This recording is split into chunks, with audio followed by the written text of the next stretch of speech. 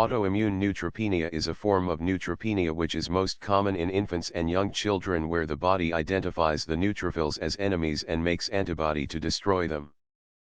Primary autoimmune neutropenia, AN, is an autoimmune disease first reported in 1975 that primarily occurs in infancy.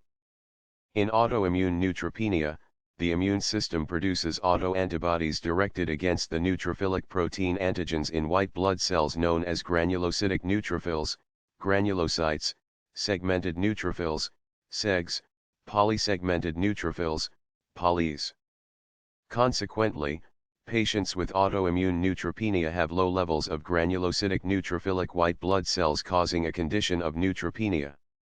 Neutropenia causes an increased risk of infection from organisms that the body could normally fight easily. Who is affected?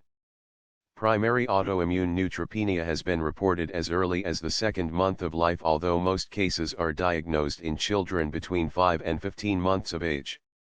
In neutropenia discovered at birth or shortly after birth, a diagnosis of alloimmune neutropenia, from maternal white blood cell antibodies passively transferred to the infant, is more likely. Neutropenia in infants. Neutropenia is defined by absolute neutrophil counts less than 1000/UL. After the first year of life, neutropenia is defined by absolute counts less than 1500/UL. In secondary neutropenia, other primary conditions occur, including other autoimmune diseases, infections, and malignancies. Symptoms and disease course. Neutropenia, which may be discovered on routine blood tests, typically causes benign infections even when the condition is severe. Ear infections, otitis media, are the most common infection seen in autoimmune neutropenia, and typically infection responds to antibiotic treatment alone.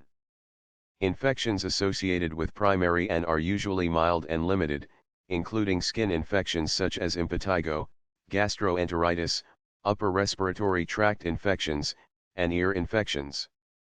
Studies of children studied for up to 6 years showed that most cases of autoimmune neutropenia resolved spontaneously after a median of 17 months. Diagnosis: patients with autoimmune neutropenia are diagnosed on the basis of blood tests showing neutropenia and the presence of granulocyte-specific antibodies. In some cases, tests for granulocyte-specific antibodies need to be repeated several times before a positive result is seen. Bone marrow aspiration, if performed, is typically normal, or it can show increased cell production with a variably diminished number of segmented granulocytes.